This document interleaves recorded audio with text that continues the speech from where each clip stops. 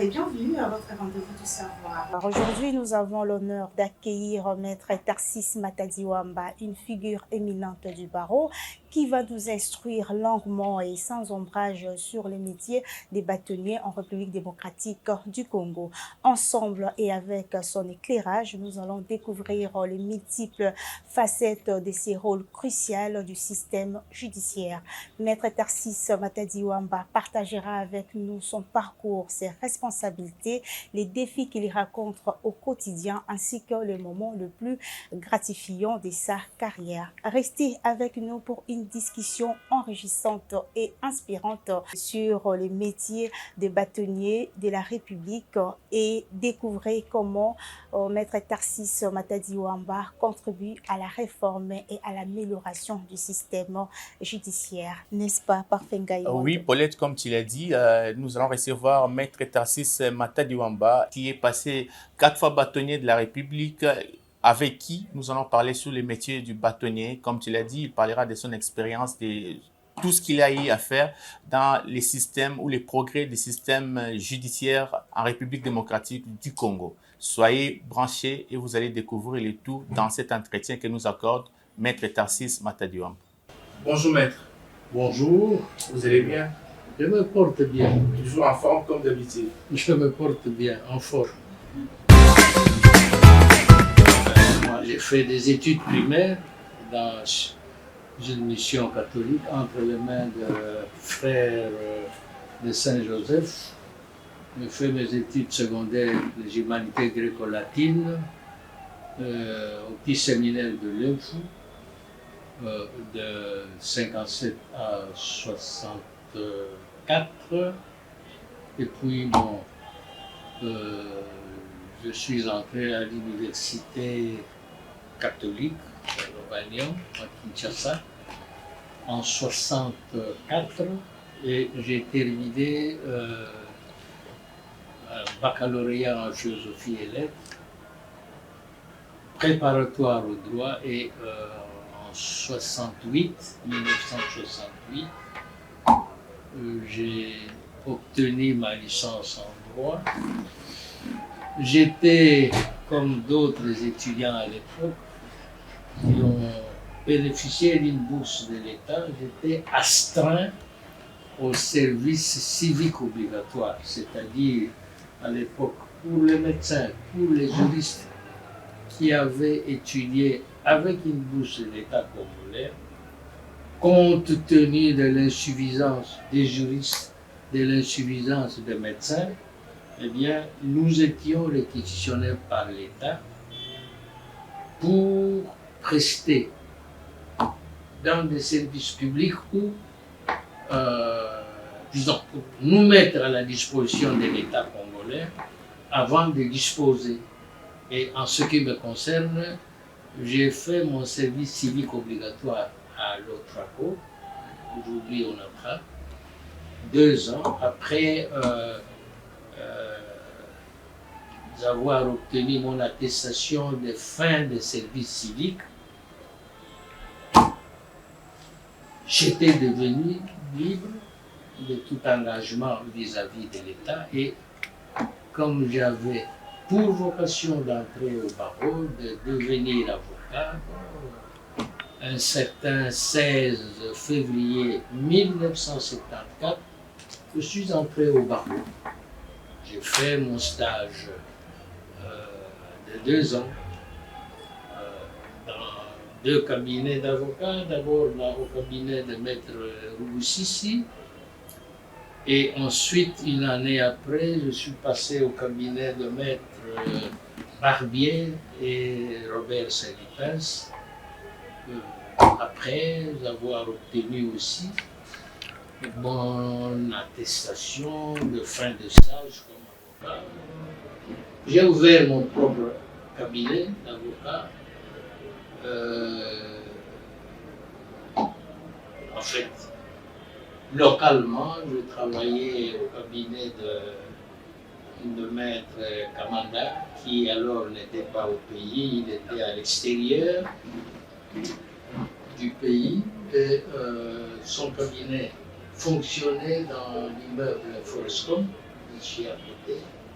Et puis après, bon, je me suis trouvé un local. Et voilà, aujourd'hui, je suis dans le local où je vous reçois, qui m'appartient. Je suis donc là, voilà, depuis 53. Mettons les pieds dans le plat sans plus tarder. C'est qui un bâtonnier et quelles sont ses principales responsabilités? Le bâtonnier, c'est celui qui a le marteau et bâton pour diriger un bateau. Le bâtonnier est, si vous voulez, à la tête d'un barreau. Actuellement, nous avons un barreau près de la Cour de cassation et le Conseil d'État, où le bâtonnier a le titre de bâtonnier national. Alors, dans les autres barreaux, les barreaux près des cours d'appel, vous avez un bâtonnier, n'est-ce pas, à la tête de l'ordre des avocats de ce barreau. Dans l'organisation des barreaux, vous avez l'Assemblée générale qui comprend tous les avocats de ce barreau-là. Vous avez un conseil de l'ordre, n'est-ce pas, qui est composé au prorata du nombre d'avocats, dont le maximum du nombre de membres du conseil de l'ordre ne dépasse pas 15, et le minimum c'est 3, qui compose le conseil de l'ordre. Le conseil de l'ordre qui est en fait, si vous voulez, le gouvernement du bateau, qui gérait tous les ordres de ce bateau-là. Et le conseil de l'ordre est dirigé par un bâtonnier. Donc, il y a une question de curiosité, il y a une différence entre l'ordre et les barreaux?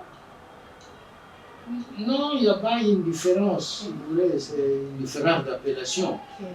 L'ordre, c'est l'ordre, l'organisation, ça s'appelle l'ordre. Vous avez plusieurs ordres, madame. Vous avez l'ordre des médecins, l'ordre des architectes, l'ordre des avocats. Et l'ordre des avocats s'appelle le barreau. Voilà, c'est ça. Le barreau, qui a donc dans sa composition une assemblée générale de tous les avocats, puis un bâtonnier, puis un conseil de l'ordre. Et le bâtonnier est le président du conseil de l'ordre. N'est-ce pas? Le conseil de l'ordre, vous ai-je dit, il est le gouvernement, le parlement du barreau, n'est-ce pas? Et il gère les avocats, n'est-ce pas? En les admettant, pour entrer au barreau, il vous faut une décision d'admission qui est prise par le conseil de l'ordre. Ce conseil de l'ordre a pour président le bâtonnier. Admettre les avocats pour qu'ils puissent rentrer, les gérer, si vous voulez, au quotidien. Révoquer aussi. Pardon? Révoquer aussi. Révoquer. Ouais. Oui, les gérer au quotidien. Donc, vous les admettez, les avocats. Vous êtes le tribunal quand ils ont des problèmes entre eux, avocats, problèmes avec les clients, problèmes d'honoraires. C'est le conseil de l'ordre qui gère tous ces problèmes-là. Les révoquer, nous, au barreau, nous parlons de radiation. Lorsqu'un avocat a commis une faute, la loi prévoit des sanctions. une administration par le bâtonnier, est-ce une administration paternelle, ou alors, si ça passe devant le Conseil de l'ordre, la sanction, c'est une suspension qui ne peut pas accéder 12 mois. Et si la faute est grave, le Conseil de l'ordre peut prononcer la radiation. Vous sortez du corps pour 10 ans. Donc, en fait, c'est une mort, si vous voulez. Mais au bout des 10 ans, vous pouvez toujours rentrer, moyennant un avis favorable du barreau, où vous voulez rentrer, moyennant un avis favorable du procureur près la cour d'appel de ce barreau-là, ou alors pour la cassation, près le procureur général, près la cour de cassation. Voilà, maître, tout à l'heure vous avez parlé de la radiation. Pouvez-vous nous énumérer les fautes qui peuvent amener un avocat d'être radié du barreau? Les fautes, Oui. il y en a plusieurs. Hein. Énumérez-nous Je quelques-uns. n'ai pas à les énumérer, mais il y a des fautes qui sont graves. Hein, il y a des fautes qui sont graves, il y en a qui sont légères, vous ai-je dit, et des fautes qui portent atteinte à l'institution. Très bien. Ça peut conduire à la radiation. N'est-ce pas? Des fautes qui sont prévues au code pénal, des fautes en écriture, la violation du secret professionnel, toutes sortes de fautes. Tout dépend des circonstances dans lesquelles ces fautes sont commises. Exactement. Alors, si c'est une faute avec des circonstances aggravantes, aujourd'hui, c'est la radiation. C'est une faute qui ne mérite pas la radiation parce que c'est la suspension. Mais la suspension va, si vous voulez, de 1 jour à 12 mois maximum. Voilà comment cela s'organise. C'est tout un tribunal qui siège, l'avocat est entendu, il peut être seul ou assisté d'un avocat de son choix pour le défendre. Et le Conseil de l'ordre l'entend, l'interroge. L'avocat présente ses moyens de défense, l'avocat poursuivi devant le Conseil de l'ordre. Et puis le Conseil se retire pour rendre la sentence. Si vous n'êtes pas d'accord avec la décision, vous allez en appel devant le Conseil national de l'ordre. Et alors, en ce moment-là, le Conseil national de l'ordre décide sans possibilité de recours en matière disciplinaire. Pour les autres décisions en matière administrative, un avocat qui a été lésé alors qu'il était candidat à une élection, s'il n'est pas d'accord de la décision du Conseil de l'ordre, il vient en appel devant le Conseil national de l'ordre, et alors cette décision-là en matière administrative, comme en matière par exemple de nos contentieux d'honoraires, eh bien, il va en appel ou devant, il va en annulation devant le Conseil d'État. Maître, quels sont les défis les plus courants auxquels un bâtonnier fait-il face? Les défis, Oui, les défis. en tout premier lieu, un problème de comportement de ceux que vous gérez, le comportement de vos confrères, les fautes qu'ils commettent dans l'exercice de la profession.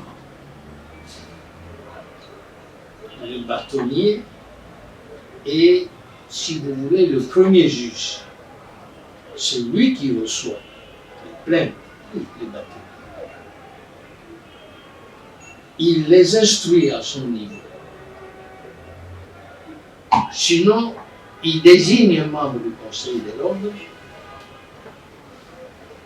pour interpeller l'avocat soupçonné.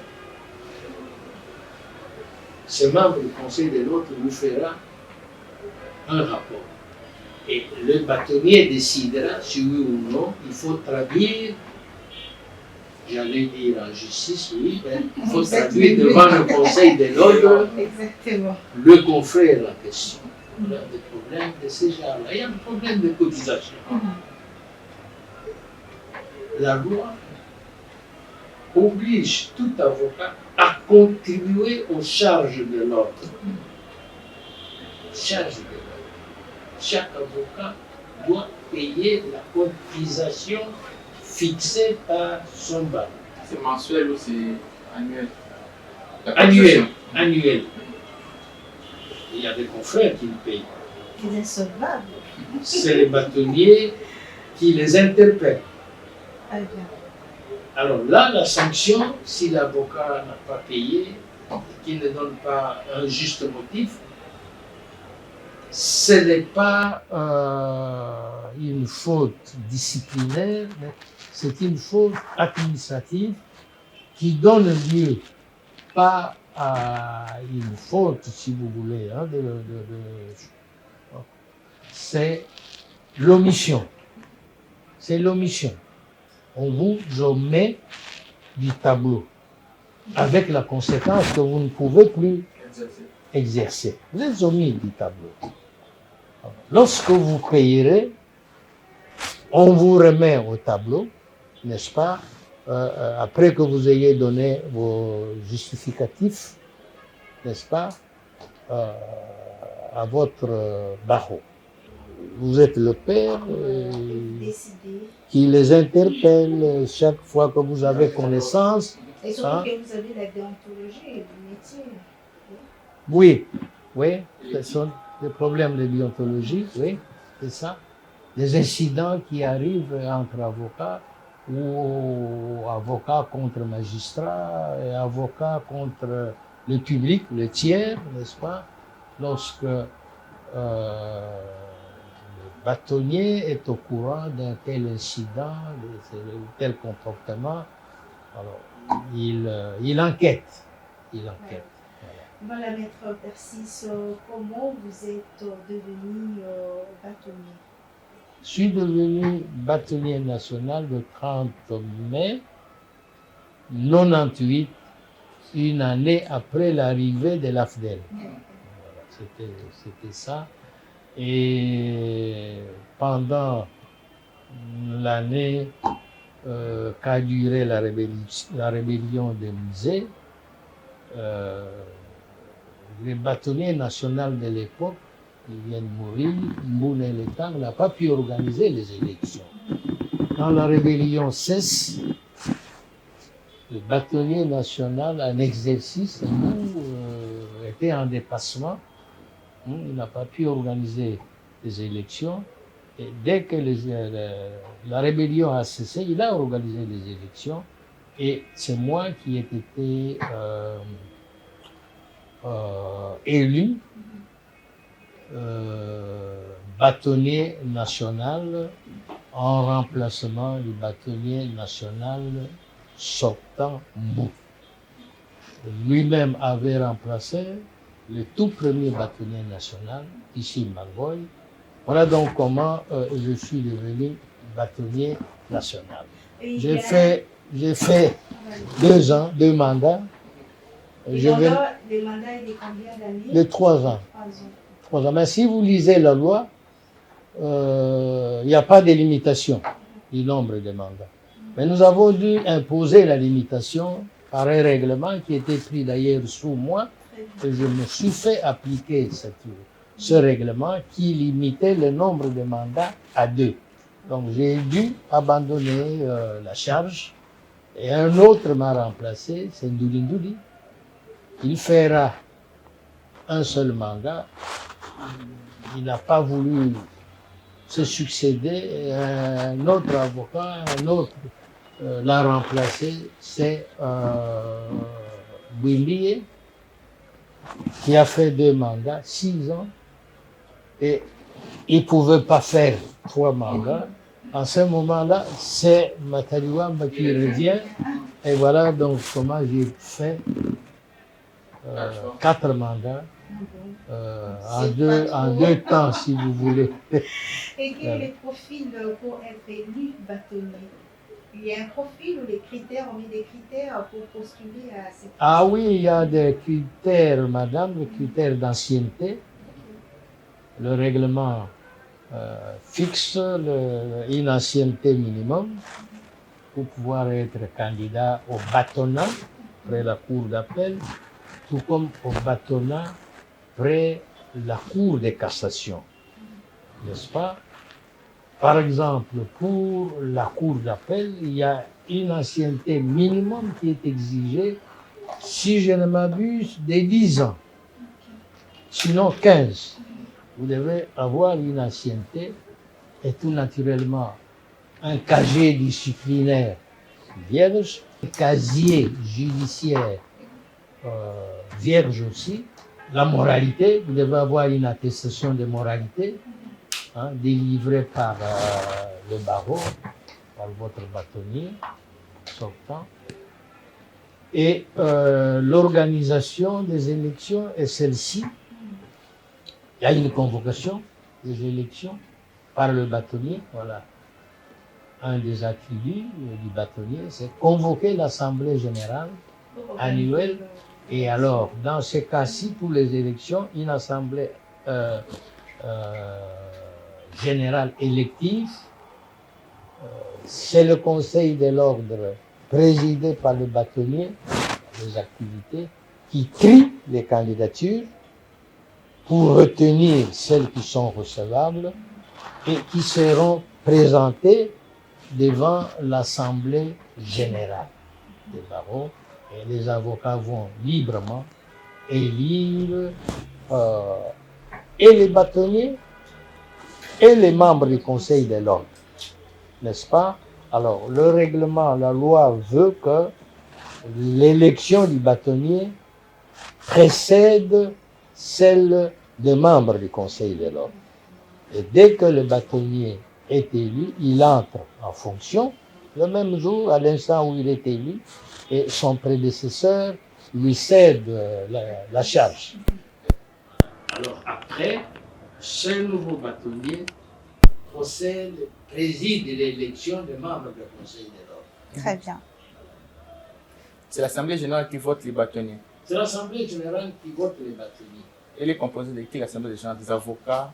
Mais je vous l'ai dit, l'Assemblée générale, c'est tous les avocats du barreau, les avocats inscrits au tableau. Il y a les stagiaires ne votent pas. Ils assistent, mais ils ne votent pas. Et les avocats inscrits au tableau et qui sont en ordre de cotisation. Bien sûr, vous avez certainement lu, lorsqu'un avocat est admis à un barreau, naturellement, il est admis comme stagiaire. Et les stages durent combien d'années? Le stage, d'après la loi, a une durée de 2 ans. Mais par voie réglementaire, nous avons allongé, le Conseil national de l'ordre a porté la durée de stage à 4 ans. Et pourquoi vous avez remarqué qu'il y a des couacs?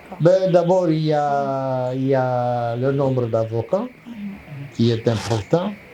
Et ces avocats doivent être formés. Exactement. Les cabinets, pour former ces avocats, les anciens ne sont pas en nombre suffisant pour former les stagiaires. Ce qui fait que lorsque, au bout de 2 ans, les avocats stagiaires viennent pour passer le test, un grand nombre échoue. Parce que la formation n'a pas été ce qu'elle devait être. Et généralement, ils échouent. Et donc, il faut leur accorder encore un crédit de temps de 2 ans.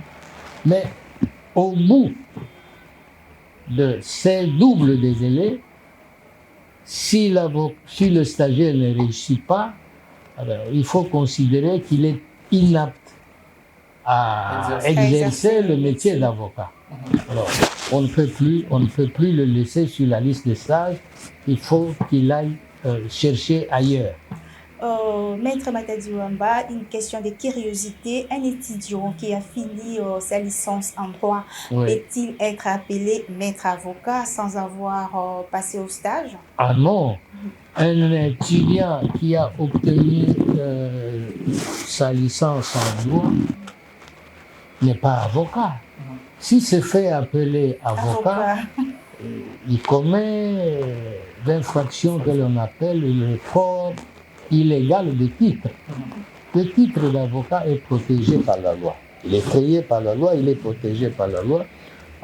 Un juriste qui se fait appeler avocat, il se met dans le champ libre de l'infraction appelée port illégal de titre. Ah oui, il est poursuivable. On a remarqué dans la ville, surtout dans les véhicules, parce que les avocats ont laissé passer et l'étiquette portant laissé passer avocat, la plupart de ces personnes ne sont pas des avocats. Qu'est-ce que vous faites pour éradiquer ces systèmes? Écoutez, même pour ceux qui sont effectivement avocats, ces étiquettes-là, il n'y en a pas dans ma voiture, ils ne mettraient jamais. Bon, ils mettent ça pour se faire approcher par le public, et surtout par les services de l'ordre. Ils mettent ça. Et alors, vous voulez savoir... Pour ceux qui utilisent ces étiquettes abusivement, ils ne sont pas si des c'est abusif, c'est-à-dire il n'est pas avocat, il y a des sanctions, voilà. Est-ce qu'il y a des sanctions réservées pour toutes ces personnes? Vous voyez vous-même ce que ça donne, c'est le port illégal de titres. Là, ça se manifeste par l'affichage de ce petit... drapeau. Donc, non, il faut sanctionner ça, c'est un faux. Quelle est la démarcation, y a-t-il entre un défenseur judiciaire et un avocat? Ah, ça c'est dans la loi. Nous avons, les deux professions sont organisées dans une même loi. Actuellement, c'est l'ordonnance loi de 1979 qui organise la profession d'avocat et celle de défenseur judiciaire. N'est-ce pas? Le défenseur judiciaire, généralement, c'est celui qui n'a pas le titre académique pour accéder à la fonction d'avocat, au métier d'avocat. Très bien. Alors, au moment où cette profession a été organisée, il y avait quoi? Il y avait insuffisance d'avocats. Face à une grande demande de l'aide judiciaire, de l'assistance judiciaire. Dans ce contexte-là, la République a permis que des personnes ayant les aptitudes pour défendre autrui puissent le faire, mais sans porter le titre d'avocat, parce que ce titre exigeait à l'époque, tout comme ça, exige la preuve comme quoi l'avocat a fait des études de droit. Alors, le défenseur judiciaire, il est apte. Mais puisqu'il n'a pas de diplôme voulu, eh bien, le législateur a créé la profession de défenseur judiciaire. Il joue quand même les mêmes rôles que l'avocat, il défend aussi. Oui, mais alors, il ne va pas au-delà du tribunal de grande instance. il défend le public, les gens, devant le tribunal de paix, devant le tribunal de grande instance, ben, il ne peut pas aller plaider à la cour d'appel. Très bien. Le défenseur judiciaire est admis dans l'ordre des défenseurs judiciaires, n'est-ce pas, qui ne s'appelle pas ordre, ça s'appelle, attends, le mot va venir, hein. Mais voilà, donc il est dans le corps de défenseur judiciaire près le tribunal de grande instance. De Matete, de Gombe, de Tikwi, il y a un tribunal de grande instance et les défenseurs judiciaires, ils sont admis par le président du tribunal de grande instance devant lequel ils prêtent serment. Ok. N'est-ce pas? Le syndic, c'est l'équivalent du bâtonnier. Ok. Le syndic du corps des défenseurs judiciaires, le corps des défenseurs, pas l'ordre des défenseurs judiciaires, mais le corps des défenseurs judiciaires est dirigé par un syndic. Très bien. Voilà. Parfait, Ngaï, nous sommes dans un auditoire en train de suivre, d'être instruite sur le cours du métier d'avocat. Maître Tarcisse Matadiwamba, quels sont les aspects les plus gratifiants de ces métiers selon vous? C'est d'abord une charge gratuite. C'est une fonction gratuite. Ah oui. Bénévolat. Bénévolat. Les membres du Conseil de l'ordre qui forment le gouvernement, le tribunal, le parlement du barreau, parce que c'est eux qui font les règlements. Donc, si vous voulez, le Conseil de l'ordre a toutes les missions gouvernementales, si nous devons comparer, législatives, parce que c'est le Conseil de l'ordre qui fait les règlements, et judiciaire, parce que c'est le Conseil de l'ordre qui juge. Ok. Donc, tout ça, toutes ces fonctions-là sont gratuites. Gratuites pour les bâtonniers. Mais il s'est fait que, avec le nombre d'avocats qu'il faut gérer, la tâche est immense. De telle sorte que ceux qui acceptent à faire ce travail-là, pour bien le faire, ils doivent trouver le temps. En d'autres termes, prendre dans le temps normal, hein, le temps nécessaire pour gérer les autres membres du corps. Alors, en ce moment-là, la gratuité devient une corvée pour celui qui accepte. Exactement. D'où, avec l'accroissement, le nombre des avocats, quand moi j'ai prêté serment, ben, il n'y avait pas plus de 300 avocats au pays. Non. À Kinshasa, ici, il y avait une centaine, n'est-ce pas? Bon. Aujourd'hui, un seul barreau, prenez le barreau de Matete, j'apprends qu'ils sont plus de 10 000. Les barreaux de Gombe, ils sont plus de 7 000, quelque chose comme ça. Donc, le nombre est tel que la gestion demande du temps, et beaucoup de temps. Comme je le disais, alors en ce moment, la gratuité coûte cher à celui qui s'offre pour faire ça. Conséquence, puisque ces avocats payent quand même des cotisations, voilà, quand même. donc il y a lieu de compenser. Ce n'est pas un salaire, mais il faut compenser. Très bien. Donc, le membre du Conseil de l'ordre, les bâtonniers, eh bien, qui sont en quelque sorte obligés, contraints de consacrer de leur temps à l'administration de leurs confrères, il faut une compensation. Et c'est ainsi que on considère, par exemple, pour les barreaux que nous connaissons, Paris, Bruxelles, eh bien, les bâtonniers qui est élu, il se met en réserve de son cabinet. Donc il met entre parenthèses son cabinet, il ne le gère pas, il se consacre à la gestion du corps, qui est très important.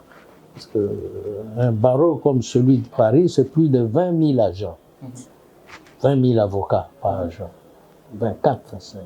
Pour gérer ce monde-là, il vous faut du temps. Alors vous vous mettez en réserve de votre cabinet qui vous fait vivre.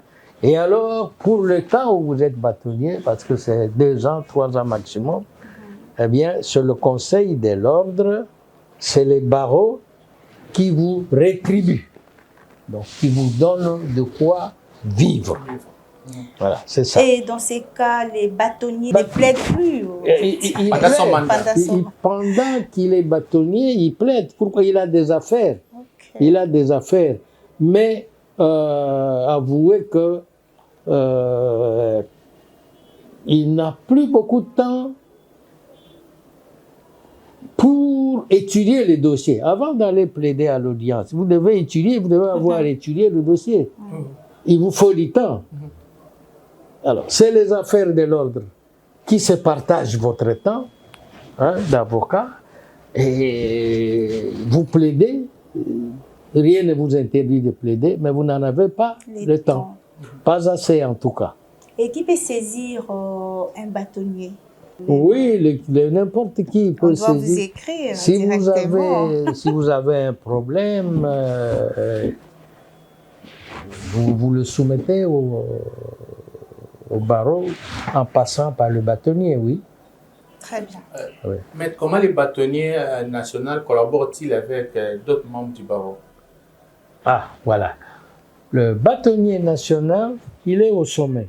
Au sommet, c'est-à-dire, il est dans la situation d'appel, le juge d'appel. Il traite avec les bâtonniers des barreaux près les cours d'appel. C'est du bâtonnier national avec son conseil national de l'ordre que viennent les instructions, les circulaires, les décisions réglementaires, n'est-ce pas? Et ces décisions, selon la loi, s'imposent à tous les avocats. Donc voilà le rapport qu'il y a entre les barreaux près la cour d'appel, près les cours d'appel, et les bâtonniers nationaux. Maître, un avocat, par exemple du barreau de Paris ou barreau de Bruxelles, peut-il venir plaider aussi ici au barreau à Kinshasa? Oui. Par recommandation de son bâtonnier ou c'est non, automatique? il faut d'abord qu'il existe entre son barreau et les nôtres ici un accord, une convention précisément, qui fera qu'il y ait réciprocité pour pouvoir venir plaider au Congo, un avocat du Congo en face ici. Pour eux, il y a une convention entre leur pays et le nôtre, ils peuvent venir plaider. Quels sont les projets ou les initiatives que vous avez entrepris durant votre mandat? Nous avons modifié beaucoup le règlement. Si vous lisez la loi sur les barreaux, qui est de 1979, la dernière loi, cette loi fixe les conditions pour être avocat. Au nombre de quelles conditions il y a le diplôme. Vous devez faire preuve, vous devez être titulaire d'un diplôme délivré, diplôme de l'UNASA ou de l'ENDA, École nationale de droit et d'administration, qui n'existe plus aujourd'hui, ou titulaire d'un diplôme délivré par une université étrangère. Voilà l'état de la loi. Mais depuis 79, en 86, une autre loi est venue autorisant la création des universités privées. Et ces universités forment des juristes. La loi de 79, sur ce point, est dépassée. Vous dites 2 poids, 2 mesures, non, est dépassée. Nous devons donc appliquer quand même la loi la plus récente, la nouvelle loi. Alors, nous devons prendre en compte le produit de ces universités. Et c'est comme ça que par voie réglementaire, nous avons dit il vous faut un diplôme de l'INASA ou de l'ex-ENDA ou d'une université étrangère ou alors une université privée agréée par l'État. C'est une décision réglementaire qui a été prise sous moi. Voilà, merci Maître Tarcisse Matadi Wamba. Ça a été un plaisir de vous recevoir sur le plateau de notre émission. Avez-vous un mot aux téléspectateurs que nous regardent sur la chaîne nationale? Nous, avocats, exerçons une profession indépendante. Et nous sommes fiers de ça. Nous sommes fiers de ça. Lorsqu'on a fait la dernière loi, celle de 79, il y a eu des frottements entre telles autorités publiques et les avocats qui ont été arrêtés pour certains, parce qu'on voulait mettre dans la loi quelque chose comme disposition obligeant l'avocat à faire ceci et tout ça. On a dit non, non, non, non, non, c'est contre l'indépendance. Et cette indépendance voulue par la loi, ce n'est pas dans l'intérêt de l'avocat, c'est dans l'intérêt du public que l'avocat est appelé à défendre. C'est dans l'intérêt du public. Et c'est pour cela que je dis aux téléspectateurs d'avoir confiance dans son avocat. Parce que l'avocat est en situation de confesseur, comme le prêtre, ou l'imam, ou je ne sais quoi. Vous vous fiez à votre avocat. Donnez-lui toute votre situation en confiance pour lui permettre de vous défendre efficacement. Parce que s'il est éclairé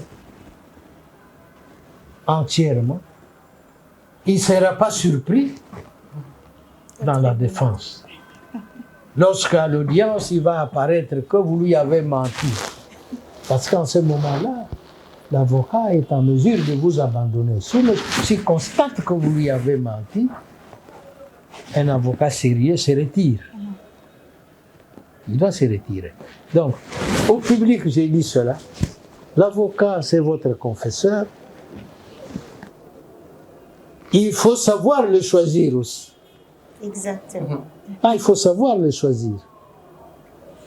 L'avocat, ce n'est pas celui qui, lorsqu'il y a un accident de roulage, est sur place pour faire signer des procurations aux membres de famille ou à qui, moi je vais vous défendre. C'est un faux. Il a peut-être, il a la qualité d'avocat, mais c'est une faute disciplinaire. L'avocat, on va vers lui. Maître Tarcisse Matadi Wamba, bâtonnier national honoraire, 4 fois passé bâtonnier. C'était un plaisir de vous avoir sur ces plateaux du savoir, des rendez-vous du savoir. Partagez votre expérience et votre savoir. Je crois que les téléspectateurs, les nombreux téléspectateurs de la RTNC sont édifiés, Paulette. Exactement, ils sont vraiment édifiés, surtout les téléspectateurs ou les publics qui ont peur d'aller saisir un avocat de peur que les honoraires coûtent très cher. Voilà, vous avez eu vos réponses avec Maître Tarcisse Matadi Wamba. Merci Paulette. Fidèles téléspectateurs, nous vous disons merci d'avoir suivi ces programmes du Rendez-vous du Savoir sur la RTNC, Radio-Télévision Nationale Congolaise. Aujourd'hui, nous avons eu l'honneur de recevoir une icône du monde juridique de la République démocratique du Congo en la personne du Maître Tarcisse Matadi Wamba avec qui nous avons parlé sur les métiers du bâtonnier. comme il est passé à 4 fois bâtonnier de la République, nous avons eu à parler de cela. C'était vraiment une émission pédagogique. Nous vous disons merci d'avoir suivi votre rendez-vous du savoir. Nous nous retrouvons prochainement avec d'autres invités, car vous servir, c'est notre passion. Bonsoir et bon week-end chez vous.